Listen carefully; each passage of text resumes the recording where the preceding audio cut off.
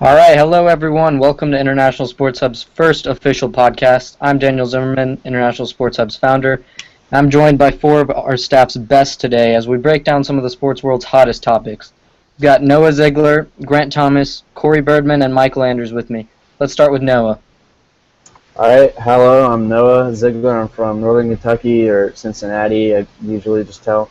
Uh, I write for International Sports Hub, and I love expressing my sports opinions. I love soccer, hockey, basically every sport. Uh, yeah, it's a little bit about me. All right, next we have Grant. Hi, I'm Grant Thomas. I'm from Northern Virginia, and I've always been a big Washington sports fan. It's been tough for a while, but recently it's gotten a lot better, and it's pretty exciting for the future, and I'm really enjoyed writing for International Sports Hub so far. All right, next up we have Corey Birdman. What's up? I'm Corey Birdman. I'm from Youngstown, Ohio, which is near Cleveland, so I'm also feeling some pain from most sports, mostly the Browns, but the Cavs are better. But I'm going to be a sophomore at the University of Michigan, which is really exciting time for our sports teams there. And I'm just really excited to be able to be writing for International Sports Hub and being able to do this first podcast. It's just really cool. All right, so that's the staff. Let's go to our first topic of business is Tristan Thompson's contract situation. His agent recently told Michael Grange of Sportsnet that, quote, all I know is Tristan Thompson on a qualifying offer will be his last year with the Cavaliers. So, Corey, as a Ohio sports guy, what do you make of this mess? Yeah, so this is a really, really weird, unprecedented situation in NBA free agency. No one has really had this much leverage as a restricted free agent as Thompson does now. And the reason is fairly obvious because of LeBron James. As many of you know, Thompson and LeBron share the same agent. And when LeBron came back to the Cavs last summer, a lot of people thought that Thompson was going to get paid as almost a tax for LeBron coming back. And before the season, Thompson was offered a 4-year, $52 million contract extension by the Cavs, which he turned down, believing he can get more money in free agency. And obviously, he had a very good season, especially in the playoffs when Kevin Love went out with an injury. And now here we are.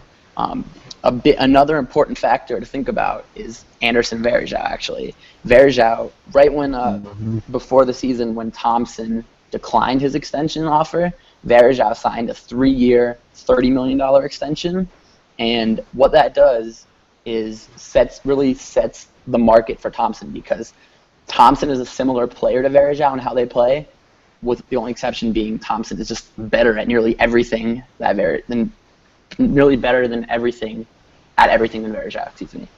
Thompson's better rebounder, better defender, more athletic, more durable. He really does everything better. And when Varejao got $10 million and then went out with an injury, that really gave the Cavs no choice but to overpay Thompson if they want to keep him this summer. So now where we're at now is the Cavs and Thompson are just at an impasse. The Cavs want to pay Thompson a 5-year, $80 million contract, whereas Thompson wants the max, which would be 5 years, near $94 million. And that's a pretty sizable difference. So while Rich Paul kind of threatened that Thompson would sign the qualifying offer and leave, I don't really know how likely that would be, just because if he does that, he would be an unrestricted free agent next year, and the Cavs could just offer him a max again, which they probably would because they know how much it would make LeBron mad if Thompson left. And the salary cap's increasing exactly greatly. With the cap increase, even though Thompson might make more next year, as a max than he might this year, it actually would save the Cavs money in the long run because of how high over the luxury tax they are. It's just a weird situation, but in my opinion, I really don't think Thompson will leave the Cavs in the near future as long as LeBron's still on the team, which he will be. So he's 100% a Cav this year, whether it be by signing a long-term deal with a qualifying offer. Next year, after this upcoming season, I think he's still going to be there. But we'll see. I don't see him leaving, but we will see. Hold on, we've got Ish financial guru and veteran writer Michael Andrews on the phone. Michael, what do you think about this? Honestly, with the cap jump next year, I could see the Cavs signing Tristan to a long-term deal this season. Like Corey said, I really think that he'll stay with the Cavs. So Grant, no, anything to say? I just think. Oh, Go ahead. Go all right. ahead. I just think that this is showing how LeBron's pull in free agency is kind of getting smaller because he's definitely getting older. He's such a great facilitator and scorer; he can do everything. But I feel like Thompson, he feels like he can probably have a better role on another team, even though he is definitely getting some minutes in Cleveland. He can probably find a bigger contract and a bigger role on another team, maybe next year or a couple years down the road. Again, with the cap increasing, so. I don't know. I'm leaning towards him leaving Cleveland if he doesn't win a championship this year. Yeah, I agree. I think there's too much money to be made for him to sit behind Kevin Love on a less than max deal, especially after his playoff performances this past season. Mm-hmm. Another thing to think about, though, is he really going to be as valuable to another team? Keep in mind, LeBron makes everybody better, and Thompson's no exception. So maybe another team will sign him, and they'll realize, wait, he can't really shoot. He's a great player, but he has a lot of limitations. So who really knows how valuable and how good he would be on another team without Based LeBron. on his offensive rebounding alone, I mean, you can take out his scoring and maybe a little bit of his defense, but his offensive rebound, he's probably the best offensive rebounder in basketball right now. Mm-hmm. And that is incredibly valuable to a team, whether it be in a starting rotation or off the bench. Yeah, absolutely. Oh yeah. All right, let's move on to our next topic. We're going to go for predictions, each writer's favorites for both the AFC and NFC. So who do you think not necessarily will be the one seed, but will come out of the playoffs and meet and clash in the Super Bowl this year? Grant, what do you think? I'm taking the Seahawks out of the NFC and the Colts out of the AFC, and mostly because the Seahawks, because they did lose 2 tight ends, but they did add Jimmy Graham, and for Russell Wilson, that's a huge addition. He's kind of a poor man's Gronkowski. He did struggle a little bit last year in New Orleans, but I feel like with a new team, new location, new quarterback, he'll really shine. And as far as Indianapolis, Andrew Luck just keeps getting better and better. And they did make some nice veteran additions. It's mostly names. Now these guys are getting a little bit old, like Frank Gore and Andre Johnson. But altogether, it's a veteran squad with some youth. I think they're definitely going to come out of the AFC. What about you, Noah? Well, to touch up a bit on what Grant said about how Frank Gore is getting older, he's definitely still an improvement from Trent Richardson. He fills the running back role very well there. From the AFC, I'm gonna have to agree, Indianapolis. Andrew Luck seems like he keeps working hard. Now he has Andre Johnson and an already good T.Y. Hilton, and I think from the NFC, I'm going to go Green Bay. I don't think Seattle does it this year. I know Jimmy Graham, really good tight end for Russell Wilson, but I think somebody knocks Seattle off. Yep. What about you, Mike? not really a shock here with the NFC, but I have the Seattle Seahawks. People keep saying that, next year when they have to re-sign these free agents, they won't be able to keep everyone. But they keep finding ways not only to re-sign the guys, but improve their squad in multiple areas. With the AFC, I have more of a shock pick. This team made a big jump in free agency, acquiring Ndamukong Suh and some others, but I really like the Miami Dolphins. They are going to be in an AFC East, which will have the Patriots, who will not have Tom Brady for the first 4 games. And I think we could see the Dolphins win that division and possibly making it all the way to the Super Bowl. That would be something. Well, what do you think about Buffalo then? I mean, Buffalo's made some pretty good offseason deals. Yeah. Buffalo lacks a quarterback. Yeah, you're right there, but I like that pick. I like it. Bold. It'd be hard to see a first-year head coach make it to the Super Bowl, in my opinion. True. I also am going to go with Colts out of the AFC. I just think they're too deep and I think they have too much explosive talent, especially with Luck at the helm. That defense has gotten better the last few years. They just locked up T.Y. Hilton to a big money deal. So yeah, the Colts are probably my number one pick, and then for the NFC, perhaps a shock, even more surprising than the Dolphins. I'm going to go with the Panthers and the NFC.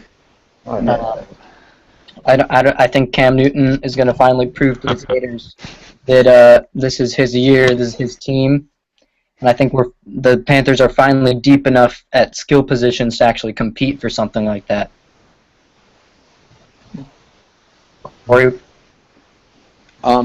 So we were talking about the Patriots and how they're not going to have Tom Brady for the first 4 games, but they're going to have him the rest of the season.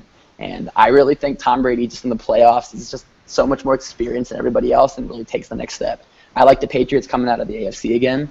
In the NFC, I agree with Noah. I think the Packers are going to come out. I really like, obviously Aaron Rodgers is one of the best, if not the best quarterback in the game. And I think last year they should have won that game. It took an utter collapse against the Seahawks to lose. And I think this year they're going to be more focused, ready to go, and I think they're on a mission this year more than anybody else. And I think the Packers will make the Super Bowl, and I think Packers win the Super Bowl this year. Yeah, I think people forgot about how the Packers did collapse totally, and Seattle. If the Packers recover that onside kick, we don't see Seattle last year. Mm-hmm. Right. Next up, this was in the news the last few days.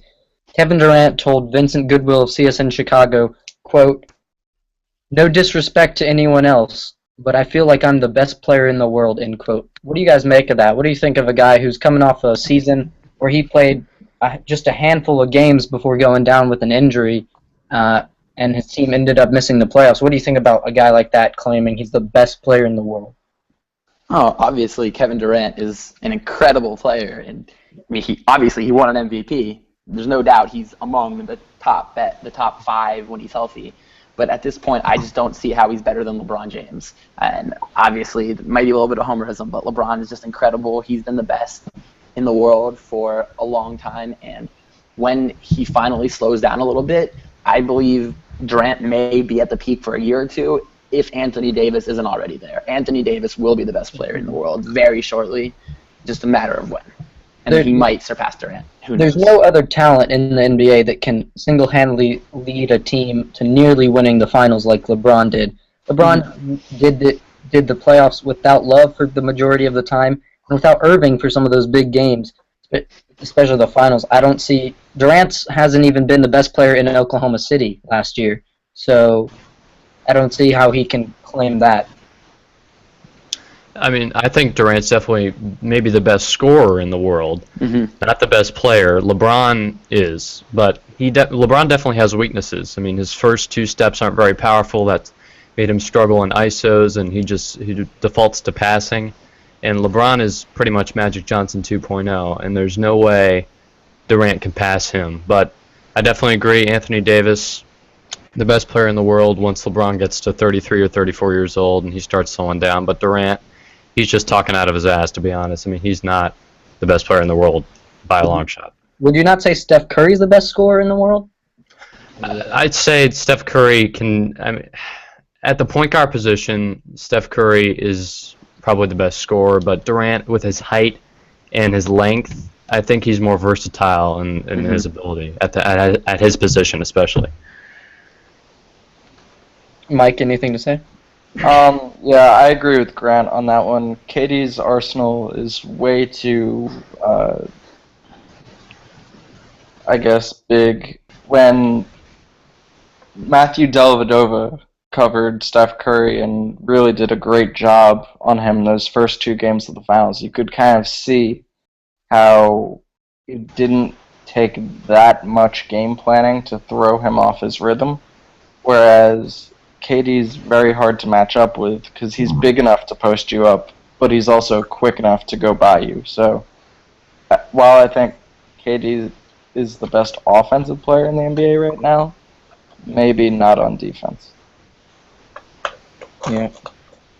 Right, so after Jimmy Garoppolo played last night alongside Tom Brady, both of them saw game action. The debate continues. Was Tom Brady's suspension justified, and how has the NFL handled it? Noah, do you have anything to say about that?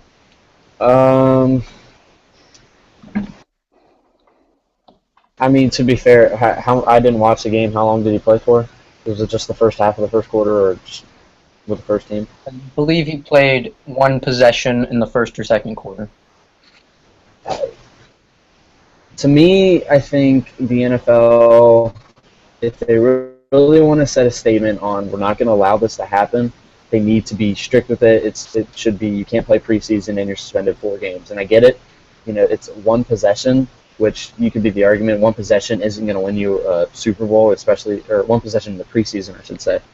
But I guess Tom Brady, the whole thing about, I destroy my phones when I'm done with using them, all right.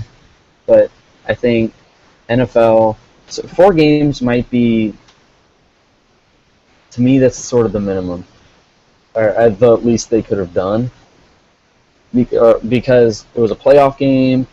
We don't know if the Patriots practiced with those or if Tom Brady practiced with those. So it could have given him an advantage to the point where, he knows how to handle it, but Indianapolis doesn't. Yeah, I mean, I know the NFL, especially with their legal issues now, is just kind of a mess with ever since the Ray Rice and Adrian Peterson situations. The domestic violence policies.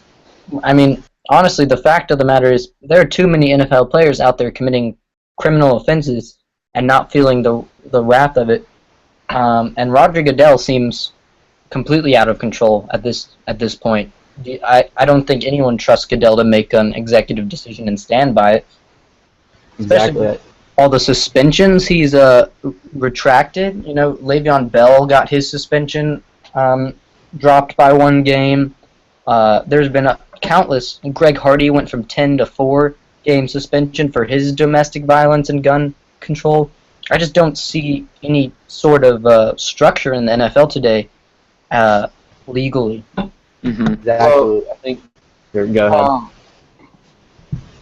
Here's my idea on their structure.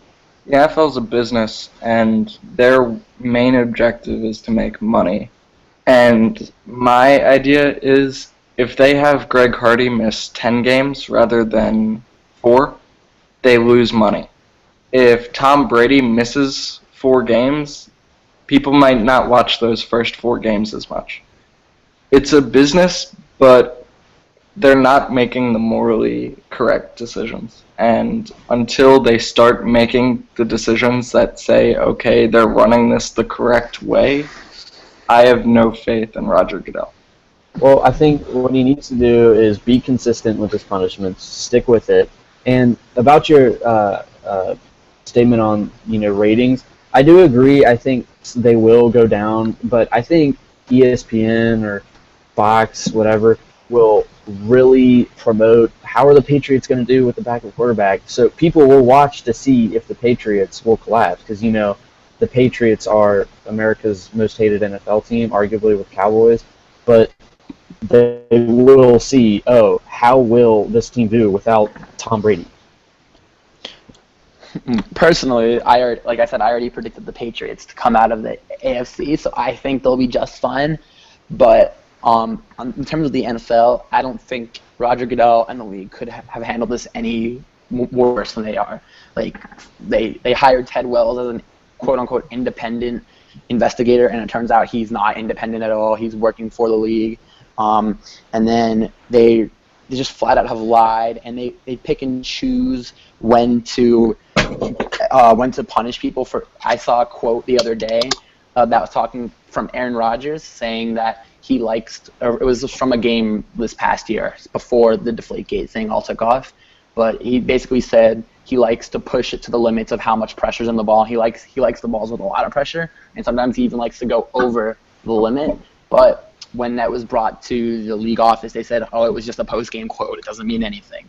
So why is that any worse than the balls being underinflated and then Brady getting a 4-game suspension and his whole image is getting tarnished and now he has to go to court? Like, I don't understand why there's such a huge difference. The NFL just picks and chooses, and it's just a mess. Like, they need to get their ship straightened right away before it gets worse. I agree. One last thing, I'm not sure if we have to move on, but the Patriots are multiple offenders. This isn't the first time they've won in a way that has been questioned. I remember Spygate a couple years ago. There was the Tuck rule versus the Raiders back in 2002. This isn't the first time, and I think that's why people are sort of fed up with Brady and Belichick and their, I guess, ways. Yeah, speaking of that, another ish writer, Mark Shutley, wrote a great article called Why the Bill Belichick Tom Brady Legacy Will Always Have an Asterisk Next to It. I thought that was a great point. You know, all these Super Bowl wins, all this success, you know, it's not maybe fair, maybe not, but it won't be clear, that's for sure. Next up, some MLB action. The Toronto Blue Jays, who haven't made the playoffs in 21 years, and the Mets, who haven't made the playoffs in 9 years, are both atop their divisions. Mike and Grant, what do you think of this as our baseball minds? Well, I'll go first on this one. I think it's all based on their aggressiveness at the deadline. I mean, the Blue Jays just some fantastic additions: Price, Tulowitzki, Revere, and a bullpen arm in Mark Lowe. And the teams behind them, the Yankees and the Mets with the Nationals behind them, the Yankees and Nats didn't make any moves or barely made any moves at the deadline. I think that's the difference. Both of these teams were aggressive, and the Mets also getting some offensive weapons in Cespedes, Kelly Johnson, and Oubre. That's right. And it's just aggressiveness at the deadline can really get you wins, and it's a risk and reward thing, and it's working out for these teams so far. There's still a lot of games to go. We still have yet to see if they can keep this up, but aggressiveness at the deadline can get you wins. As far as the Mets right now, I've witnessed, as a New York sports fan, horrible general management all my life. But with the Mets struggling over the past decade or so, they've really done a great job in the draft, and they've built a rotation led by Jacob deGrom, Matt Harvey, Syndergaard. You have Steven Matz, who has been very impressive, Familia,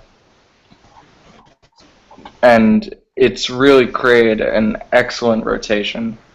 You still have homegrown guys such as Murphy, Duda, Lagares, and Tejada, who aren't fantastic players, but they're good players. And the Mets have found free agents to mesh with those homegrown guys, and it's created just a great balance. And with that staff, I can see them going very far this year. And for the first time in a while, I really think that they have a chance to do something. All right, with fantasy football season picking up, one of the biggest questions this year is, if you had the number one pick, who would you take? There's so many guys with possible red flags. Le'Veon Bell is one guy I've heard a lot as the consensus number one, but can you really afford to miss the first 3 weeks of your fantasy football season without your first round pick? So let's go around the table and say, like, if you had the first pick in your draft, who would you pick? Grant, why don't you start us off? I mean, if I had to go with a running back, it would either be Jamal Charles or Adrian Peterson. Jamal Charles, there's always health concerns. If Charles is healthy, he's probably the best running back in the league. But I think Adrian Peterson right now is probably a safer choice. And if I had the number one pick in my league, AP is where I'd go. He has a long track record of very consistent success. The one hiccup recently, but I think he's past that. I think he's smart enough to not ever get close to a suspension again. I think he's the number one pick this year if I have to go with a running back. He seems to have a chip on his shoulder, too. Claim that he would make the Hall of Fame if he were to retire right now. It's pretty bold. Corey, what do you think? Well, as some of you know, I actually had the number one pick in our league, in our fantasy league, and I traded it because there's just too many choices, and none of them are really that perfect. So I guess that would be my preferred option no matter what. But if I have to make a number one pick, it's tough, but I'd probably go Le'Veon Bell just despite him missing the first 2 games of the season. He was just so good last year, and he's primed for even bigger success this year. And people always say, like, yeah, you're missing the first 2 weeks, but sure, you're not necessarily replacing it with 0 points. You're replacing it with another guy who's going to get some points. So it's not like you're missing out totally, if that makes sense. So and he'll be fresher, I guess, when he comes back. So I don't know. I think Le'Veon Bell is primed for a huge year, and I guess I would pick Le'Veon Bell first. He reminds me a lot of Jerome Bettis, who also just made the Hall of Fame last week. Noah, what do you think? Who would you pick? First of all, Adrian Peterson's too much of a question for me. He hasn't had a snap since, 2014? And we don't know. Obviously, he's a good player, but we don't know how he's going to do the first couple of weeks. Surprised none of you mentioned Marshawn Lynch.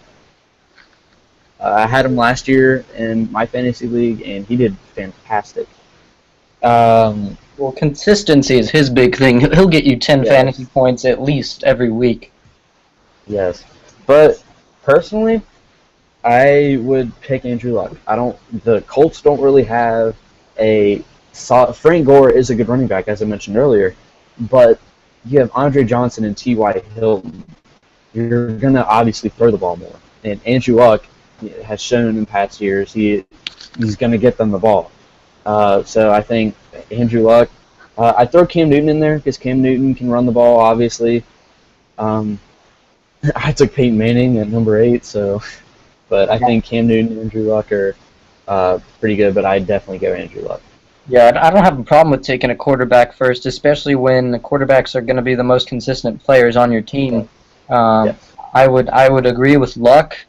I'd say that'd be a stretch for Newton, but I could see Aaron Rodgers in there at that conversation too. Mike, what about you? Yeah, you just hit on it. I actually would probably take Aaron Rodgers. There are so many good and consistent running backs in the NFL, despite it not being a running-dominated league anymore.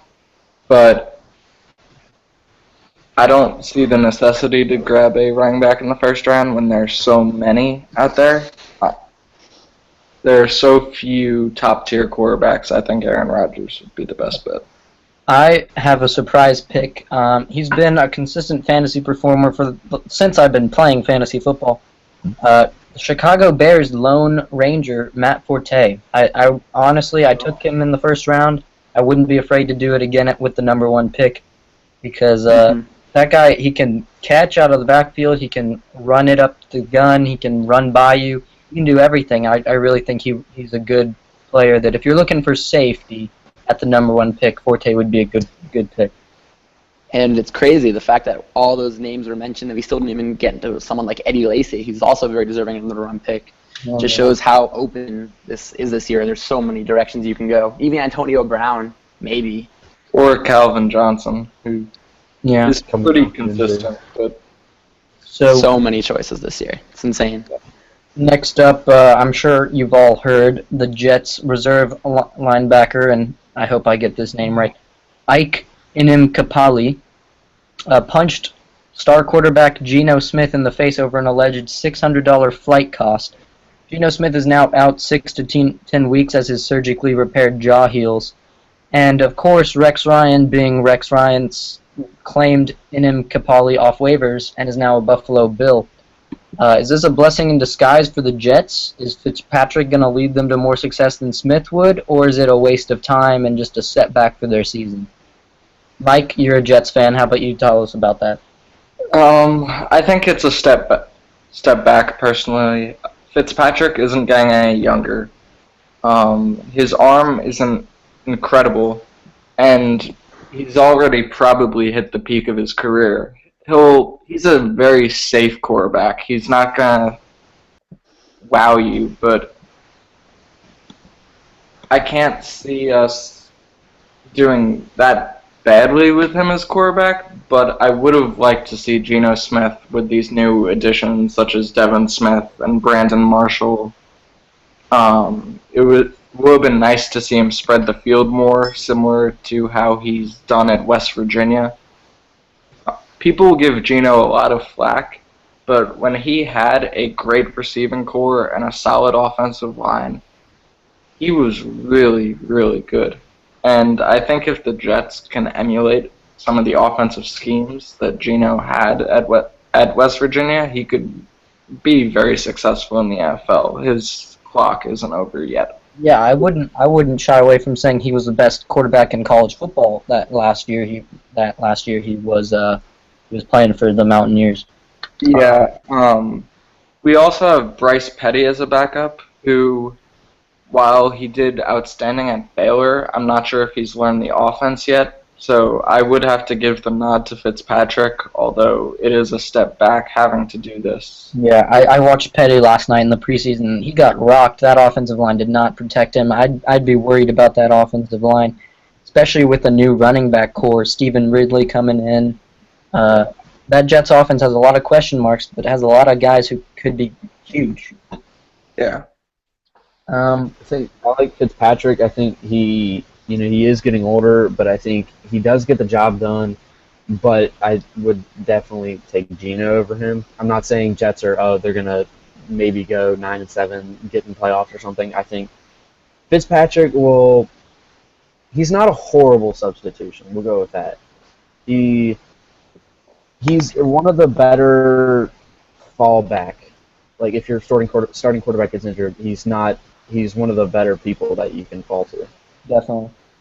All right. Next up, after the men's team USA struggled in the Gold Cup, does the German manager Jurgen Klinsmann still deserve that position, even after some World Cup success last summer?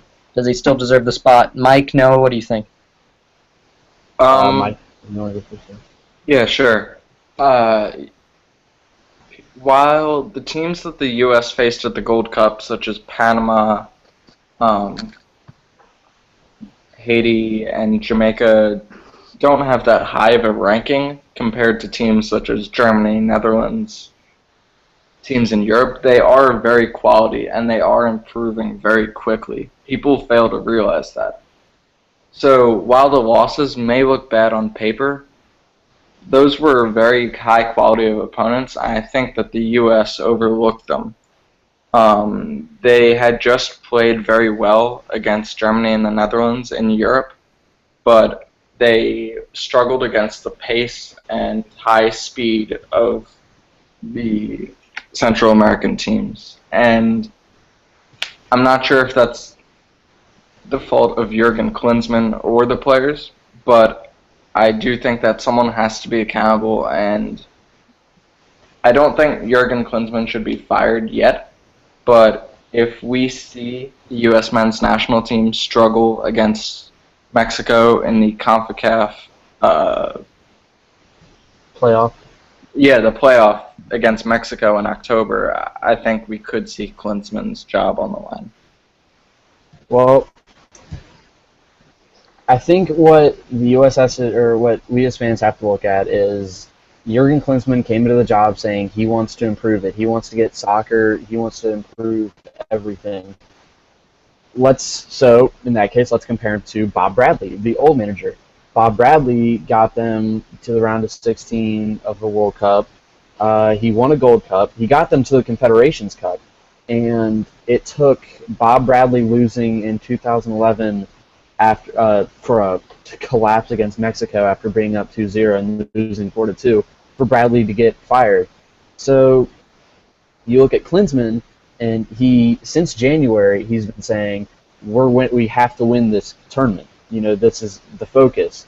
Coming off what you can consider a success, last year's World Cup. Personally, I don't think it's a huge success. I think the success was the fact that people were watching. People now know about soccer because Bob Bradley got them to the round of 16 in South Africa 2010. So I don't see that much improvement.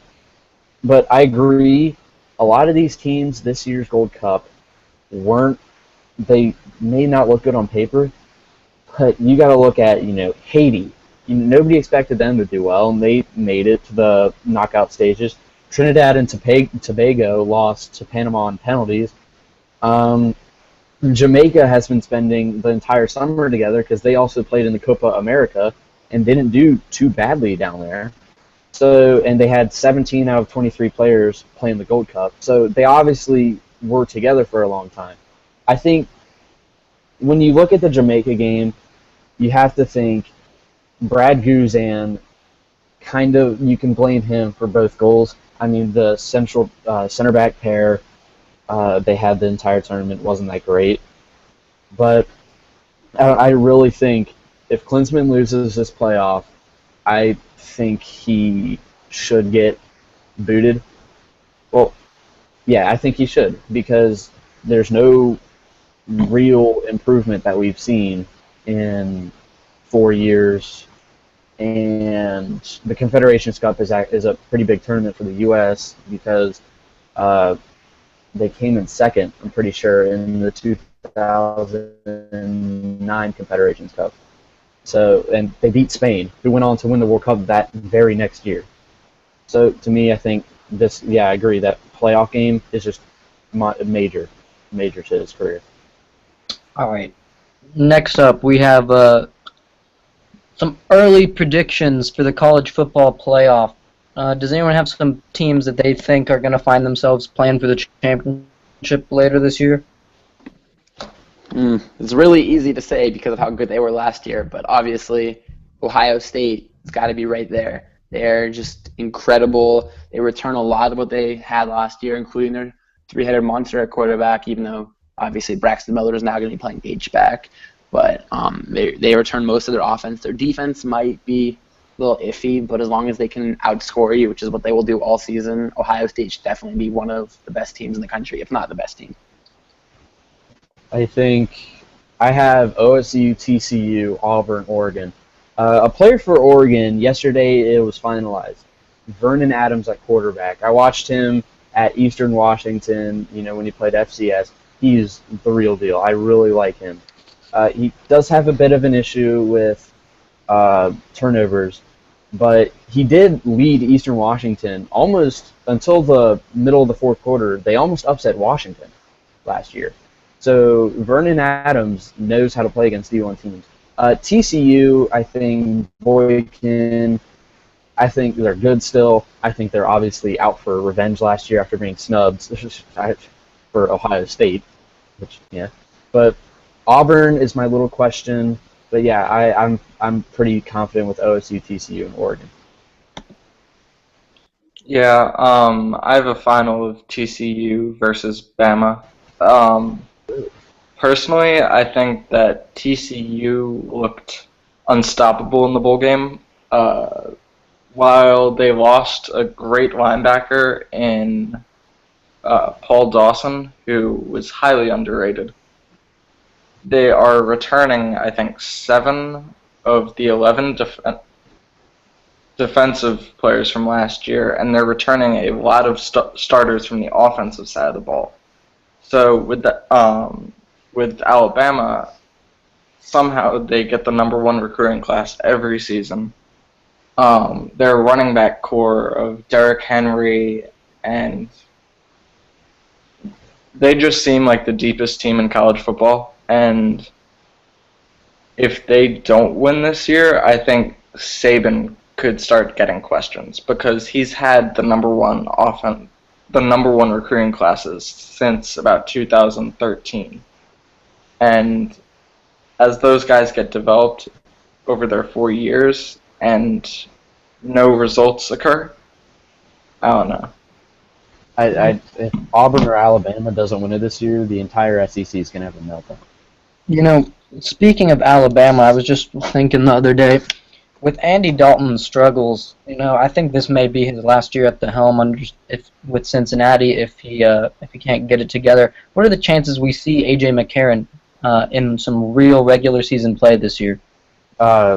If it's fine, I'm from Cincinnati, so a lot of people I know a lot of people don't like Andy Dalton. A lot of people heard that he was booed at the All-Star game, which is, first of all, just horrible. I don't know, Marvin. It didn't work last year. I mean, when Andy Dalton's been called into question, he's never really been benched.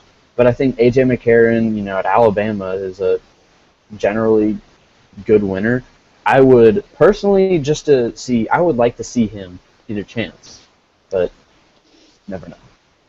Yeah, I mean, if you look at McCarron, he's played in the biggest of games in college football basically all 4 years of his career, including tough SEC environments, and he's led Bama to great success. So, I think he knows how to manage games. People give him that label as a game manager, but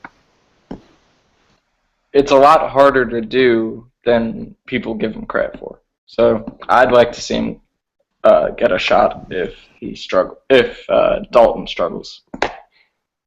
I think A.J. McCarron, his stats were just extremely bloated at Alabama just based on the amount of amazing receivers and his top offensive line almost every year he was there, and that's just a good player on an even better team. And his NFL success, he can't really run.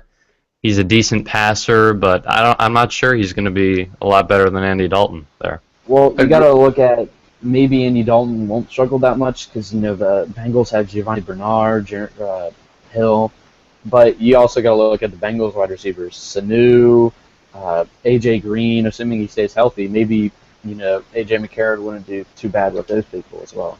Yeah, but you can't really say that just because the competition you're facing in the NFL will be so much higher, even than in the SEC.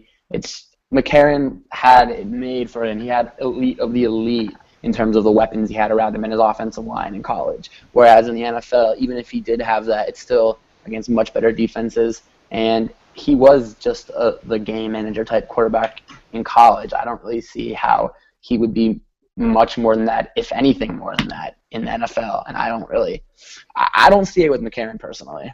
Maybe he'll be good. Maybe he'll get a chance if Dalton struggles. But I personally don't see it either. I agree with Grant on this one. Yeah, I think Kirk Cousins is turning out better than A.J. McCarron would or will. I mean, Kirk Cousins is looking great as a Redskin. Very efficient.